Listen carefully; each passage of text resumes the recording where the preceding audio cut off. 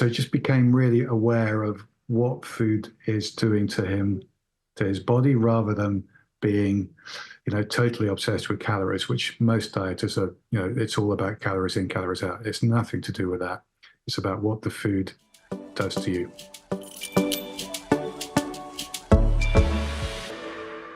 Welcome to Real Health with me, Carl Henry. Folks, today we're going to investigate the science-backed guide to nutrition and health in the new book, How to Eat and Still Lose Weight by bariatric surgeon and author Dr. Andrew Jenkinson. As a distinguished surgeon and metabolic expert, he unveils strategies like aversion and mental reprogramming.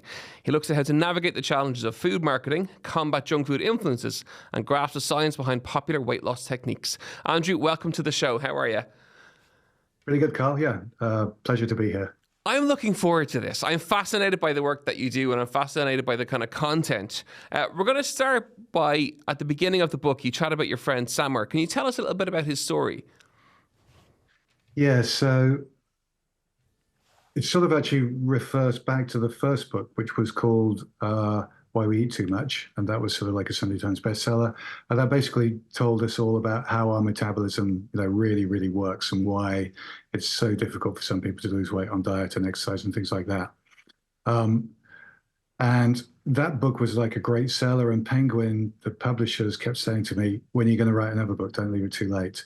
But I had no new sort of inspiration.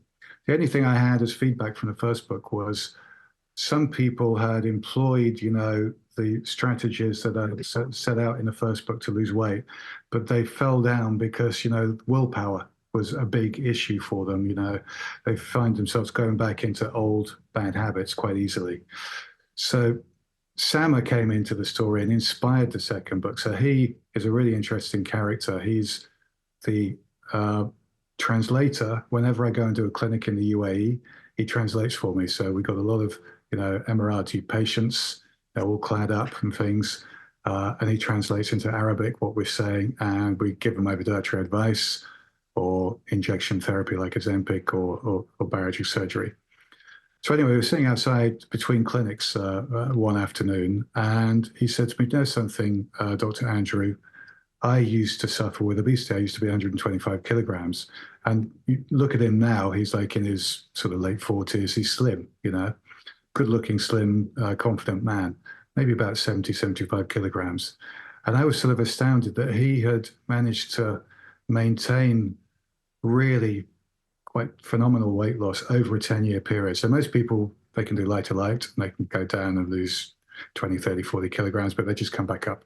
But he'd managed to do it and sustain it for 10 years. So I was just really, really intrigued with his story. And he hadn't had the surgery, but he'd had the same effect as surgery. And basically he had tried and learned how to lose weight, slowly by trial and error. He said losing weight by dieting is like playing a guitar. You're going to get better the more you try, and you're going to get disheartened, half the time. But he had sort of eventually developed an aversion to processed and industrialized food. So he would, for instance, say to me, if a fast food burger was the last thing on earth to eat, he wouldn't want to eat it. He developed a total aversion to that type of food and a real love for, healthy, nutritious food. And he became very, very, aware of his own body. So he sort of totally changed his persona around just by educating himself about food. And that just inspired me to write the second book, to try and, bring in not just the concepts from the first book, what food does to your body, but also, how your mind works and, how habits and bad habits form and how to get out of them. So that was sort of, Samar was a real inspiration. He came up with a load of great ideas for the book. And it's an exceptional amount of weight loss, like that 40 to 50 kilograms over any time frame. And to keep it off, it's an exceptional amount of weight to lose. Yeah, the same sort of weight you would expect. So if I'd done a gastric bypass on someone 125 kilograms, I'd say to them, look, you're going to be about 75, maybe 80 kilograms in a year, and you're going to maintain that if you're relatively healthy. I mean, Samar's story was that he had gone at the age of his mid-20s from Jordan when he was 80 kilograms to the UAE. He had a good job in the operating theatre. But the UAE is totally different. 6 months a year, it is like a furnace. You can't go outside, it's too hot. before he'd been cooking with his family and friends. His mother had cooked for him, but he got into this really bad habit of food deliveries. He loved all the processed food because he hadn't really been exposed to it in Jordan. But his weight went from 80 to 90 to 100. Next thing you know, he's 125 kilograms, and he's really, really unhealthy, pre-diabetic, hypertensive, and started to really try and diet. He actually tried dieting for a 10-year period unsuccessfully at sort of a weight of 120, 125 kilograms. So that was his story. He just changed his food and stress environment, and his body just went along with him. And it's that awareness piece that I'm sure people listening to the show are screaming at me to ask you that. How did he create that awareness of real food and that concept of, if the processed burger was the last food on earth, that he'd never have it? How did he manage to do that? So I was so fascinated by his story, and he's a really sort of compelling conversationalist. And I sort of asked him the same question. So he basically, one morning when he was, after he tried lots of different diets and things unsuccessfully, he was really unhappy, but trying to get on with life. And on the radio, he heard someone commenting on, but talking about having a glass of hot water with lemon squeezed in the morning, and that's the only thing you have for the first hour before you have breakfast, and how that would melt away some fat. And just that week, his colleague had been saying, "Oh, this is a really good method for starting weight loss." And so he tried it, and actually did lose some weight, which probably was secondary to a degree of time-restricted eating, just delaying breakfast, maybe a bit of something to do with stimulating his metabolism in the morning. But he lost a few pounds, and that, really stimulated him into thinking it's not about the calories, it's about what the food is doing to me, what I put in my mouth is doing to me metabolically, what it's doing to change the signals in my body. And that was the first step. And then he decided to do the most difficult step, which was to give up sugar. He totally understood that sugar was a really bad thing for him metabolically. So he decided, okay, I'm going to give it up. It took him 40 days before his his cravings for sugar disappeared. And he said that 40 days was really actually quite difficult as far as willpower was concerned.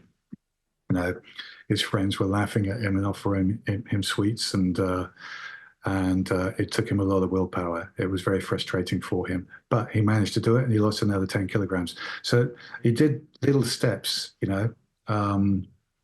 and each step, so the lemon and water, maybe 5K, giving up sugar, another 10K. Next thing you know, he's down to, 110. He then had this habit of mindlessly eating, food in the evening, bad food, delivery food, watching Netflix and stuff like that. So he decided to change the snacks, for a freshly chopped sort of charcuterie board of raw vegetables, carrots, cucumbers, tomatoes, a bit of salt, whatever. He'd just have it there to mindlessly snack on really good food rather than terrible food. And again, he lost another 10 kilograms. So all of these little steps that he did, he noticed a stepwise decrease in his weight. And yeah, so he just became really aware of what food is doing to him, to his body, rather than being, totally obsessed with calories, which most dieters are, it's all about calories in, calories out. It's nothing to do with that. It's about what the food does to you. And it's metabolically. It's that conscious awareness of the food that goes in and what it's doing that he absolutely nailed by the sounds of it. Let's chat about leptin. Talk to me about leptin and how important leptin is. So leptin is, if you understand leptin, you understand weight control. So basically all animals have a weight control system. Otherwise, wild animals would suddenly, develop obesity in times of food excess, et cetera, et cetera. So all wild animals have a leptin type weight control hormone. And in humans, it's called leptin. So it comes from your fat cells. The fatter you are, the higher the signal of leptin in your bloodstream, and your brain can read that signal and it can tell how fat you are. So how much basically fuel reserve, what your petrol tank is, as it were, your gas tank.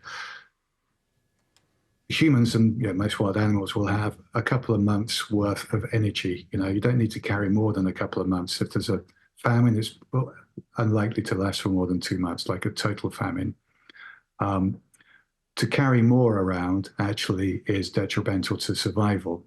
Okay, so and this is why there is this sort of hormonal weight regulation. So as your fat levels go up, the signal goes to your brain, okay, we've got enough. We've got 2 months energy on board.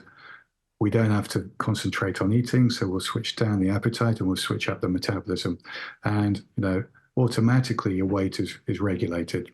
And it's like, as I go back to wild animals, you don't, when you're watching a nature documentary, you don't suddenly see a pride of lions becoming obese because there's too many antelope around. It doesn't happen. They have exactly the same weight regulation signals. So why do humans become obese? What's happening with that weight regulation signal? So when we change our diet towards a Western type diet, which has got a lot of sugar, refined carbohydrates, which basically becomes sugar within 5 minutes of eating it. We're talking about things with flour in, so bread, biscuits, cakes, processed foods, and a lot of snacking between meals. Our insulin levels increase, and insulin blocks that signal of leptin to your brain. So despite you having 2 months worth of energy on board and enough, suddenly, because you're eating the wrong food, which is blocking that signal, your brain can't see it. And in fact, it can't see much at all. It can't see anything in the gas tank, and it wants you to carry on putting weight on. And this is why when you look around the high streets, you'll see people with the condition, which I would call a disease, because it is. It's caused by blockage of this weight regulation hormone, walking around with 6 months, or at the extreme, they could survive a year without eating. These extremely obese people who are 30 stone. And that's because their weight regulation signal, which is called leptin, is blocked.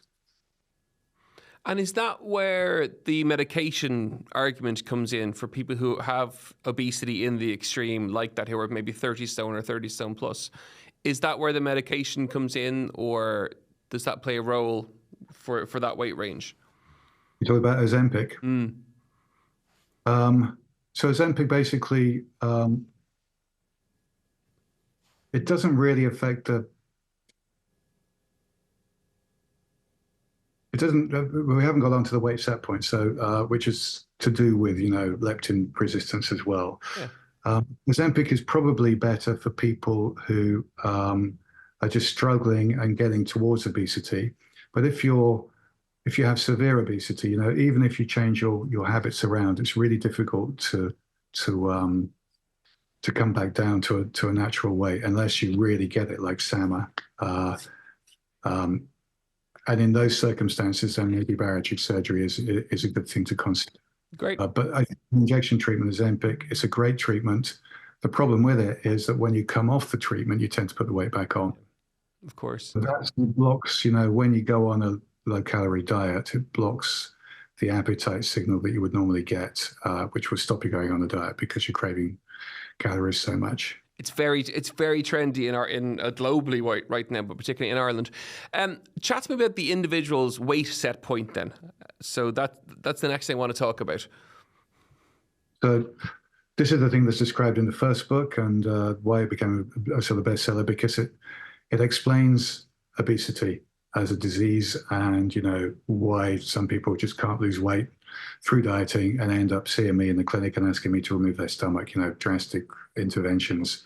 Why would that happen? It must be something, that you can't, change with the advice that we're being given at the moment.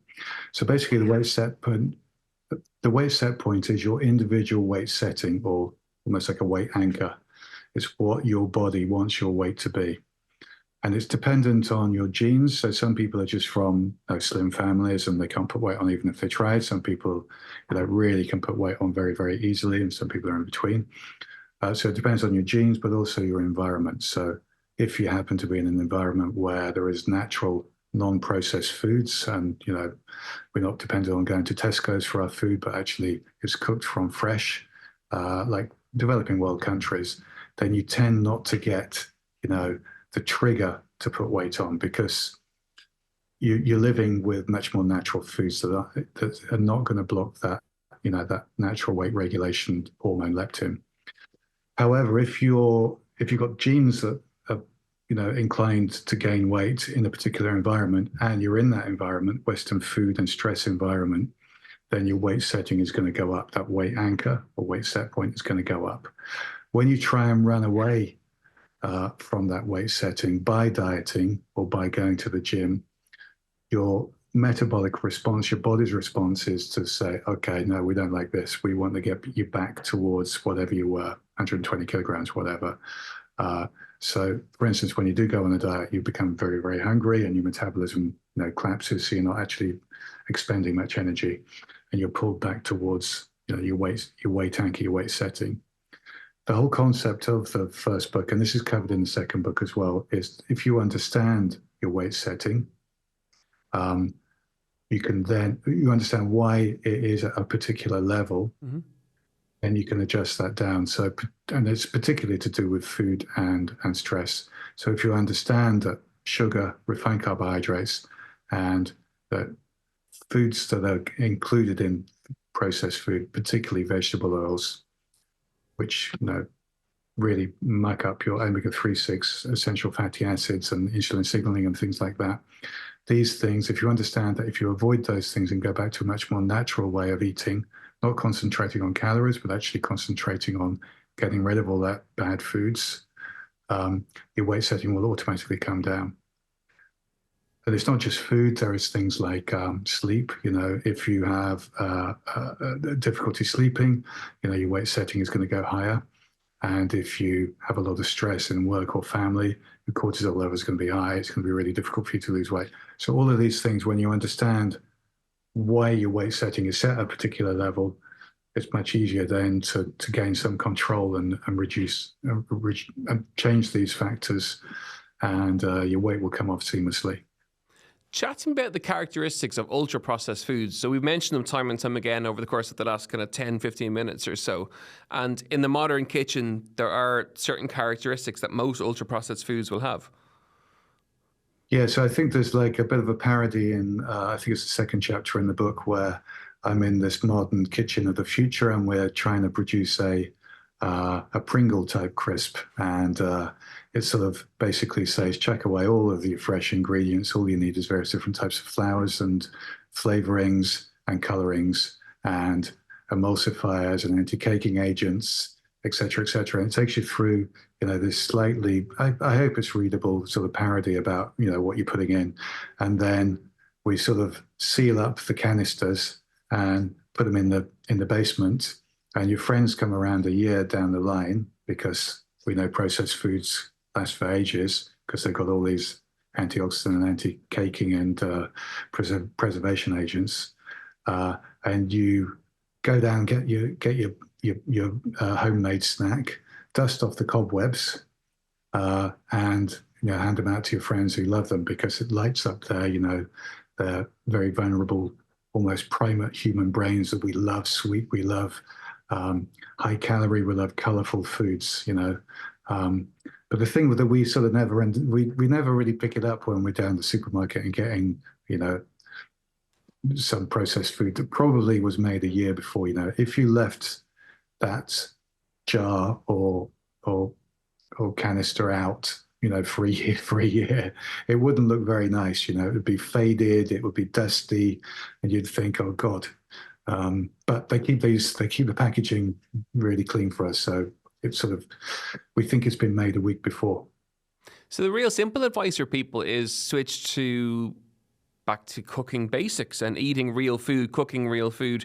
You've mentioned vegetable oils several times over the course of the last few minutes. Chat to us about those and the impact that they're having on our health.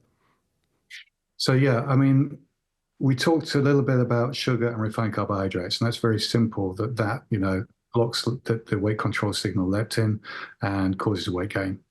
The slightly newer concept, again, that I introduced in the first book, is that obesity could be in the future recognized actually as a form of a type of deficiency disease. And, historically, we've had a couple of diseases. We had scurvy, and we had beriberi that were vitamin deficiencies.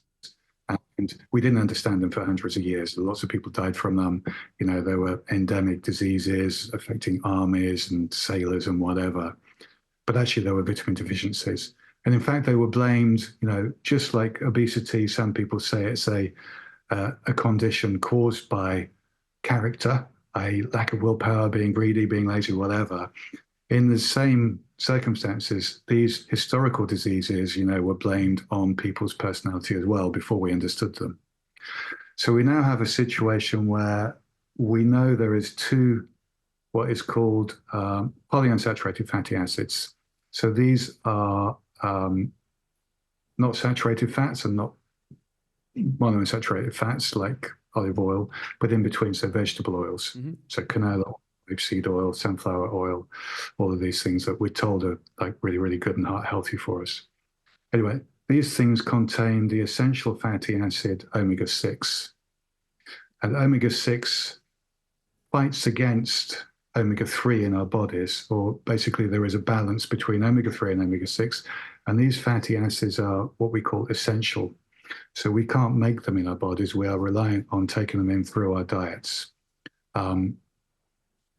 Historically, we have a ratio of omega-3 to omega-6 of 1 to 1 to 1 to 4 in favor of omega-6.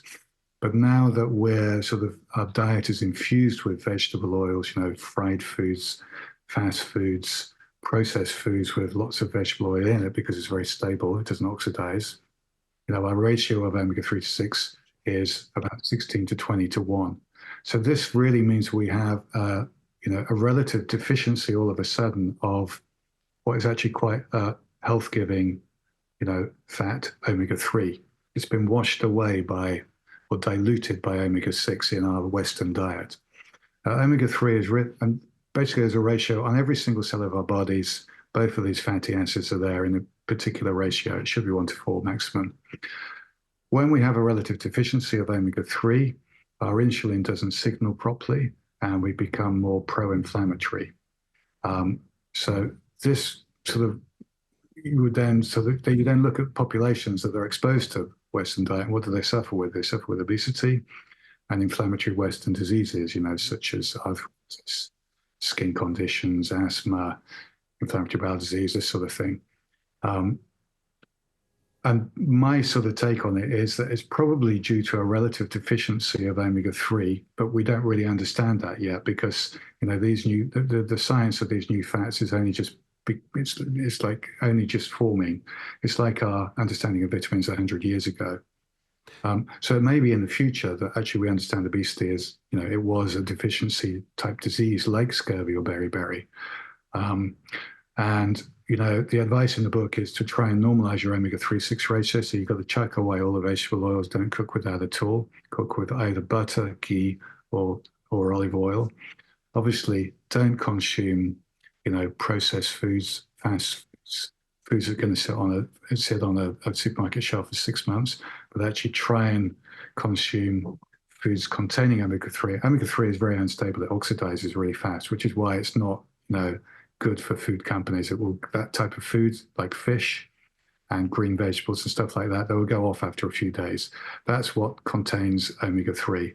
And it's a really, really good fat to have.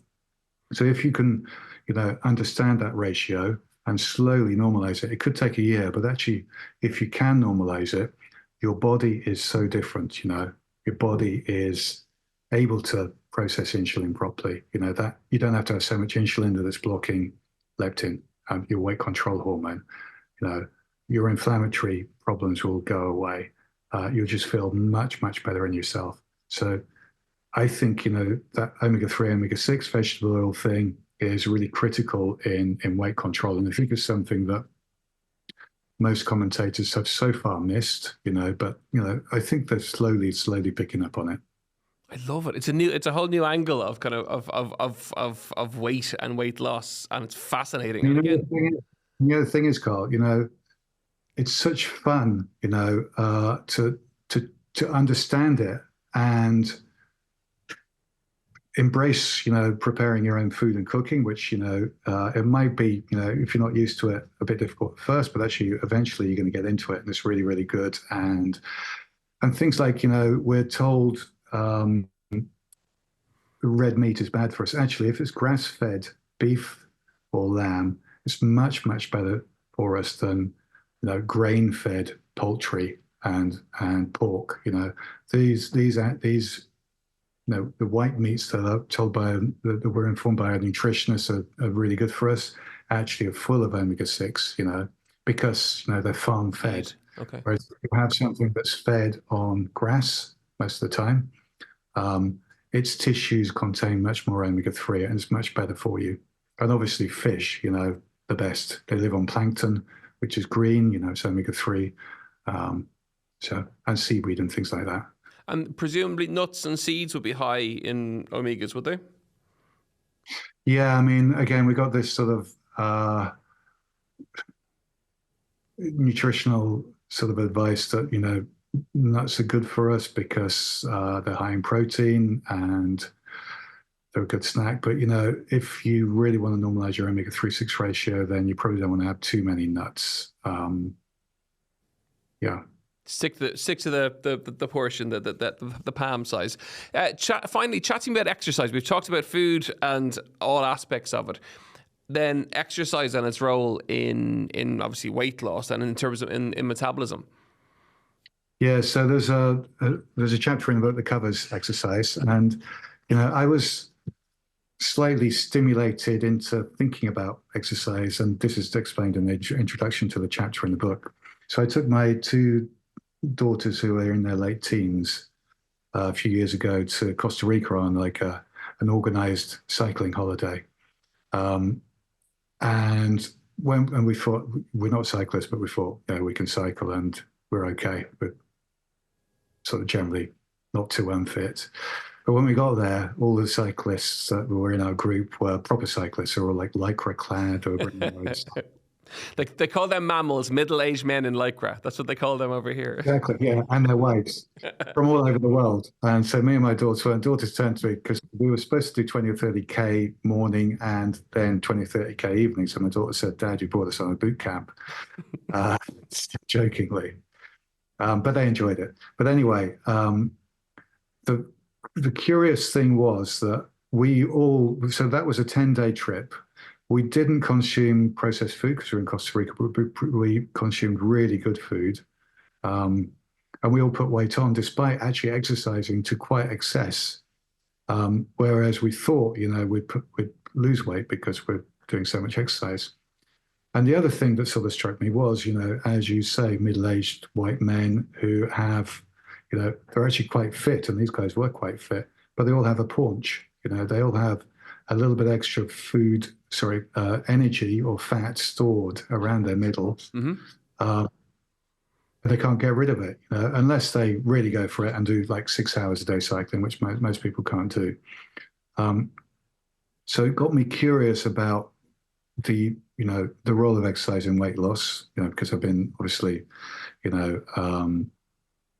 advising on diet, but what was the role of exercise? And things that work, are there in front of us. So we know that the gym industry is going from strength to strength. So there must be something in it, But when you look at the figures, so if someone, for instance, exercises in the gym to government recommendations, 20, 30 minutes of moderate exercise 3 times a week, and they continue to eat their normal regular diet, so they don't change their diet, they're going to lose on average 2 kilograms in a year, and then it's going to stabilize. If you really want to lose significant weight, you have to go to the gym and exercise for probably around an hour to an hour and a half every day, 6 times a week. It's got to be almost like a full-time job. And the curious thing was that they did a study on these ultra crazy marathon runners who were running across America in a series of about 20 or 30 consecutive marathons per day. And they looked at their energy expenditure, and they found that at first, the first few days, the athletes had to increase their energy expenditure, their energy intake, so what they're eating. But after a while, after a week, their bodies became more efficient, and they burnt off 600 kilocalories a day less than at the start of the marathon. So they were becoming more efficient at resting. And this is what we find with people who go less than 1 hour in the gym. An hour in the gym of real active stuff, like a 10K run or whatever, is going to expand about 600. So if you do less than that, actually, by just resting more, turning down that metabolic dimmer switch within your body, which you don't have any control of, your body is adapting to that crazy time in the gym, like 3/4 of an hour or whatever you do. So you don't lose much weight. You become actually fitter. You feel better. Your insulin is working better. But it's really, really difficult to lose significant weight unless you really go for it in the gym. And the book concludes what is the best solution, and the evidence suggests that high intensity exercise, so HIIT workouts, which actually you only need to do 3 times a week, probably is best. It improves growth hormone and stuff like this. And if we finally get into the 10,000 steps myth, everyone seems to sort of have this pit up bones, and they say, up to my 10,000 steps, look. But, it's not affecting their weight. I tell my patients, maybe use that time to go shopping for fresh food and cook something. It's much better for your weight than trying to expend, 2 hours, walking 10,000 steps. So that whole sort of 10,000 step myth comes from the Tokyo Olympics in the 1960s. And there was an advertising campaign for a primitive type of pedometer. And the Japanese icon for 10,000 looks like a man who's walking. And that's where it all came from. It was like an advertising campaign, but no one's ever done any science behind it. And it's science-less as a concept. It's the biggest reel we do of all the Instagram work that I do. It's the biggest reel content I've done, which was called 10,000 Steps Myth. We've got 1 million hits on it already, and it's all around that's the marketing concept and so on and so forth. Anyway, I could talk shop all day with you. You're absolutely fascinating. The key thing, I suppose, to summarize from our chat is, eat real foods. That you're like your friend in the UAE. It's like Samar did, the awareness of food, move intensely, move the body a little bit more, and cook more from scratch. The book is out in the shops now. Your second book, How to Eat and Still Lose Weight. Dr. Andrew Jenkinson, we really enjoyed the chat. Thank you so much for joining us, and we'll catch up in person very, very soon. Folks, I really hope you enjoyed today's episode of Real Health with me, Carl Henry. A fascinating episode. Eat well, eat healthy, cook more, and we really hope that you enjoyed the ep. As ever, we'll see you next week for more Real Health. So long, folks.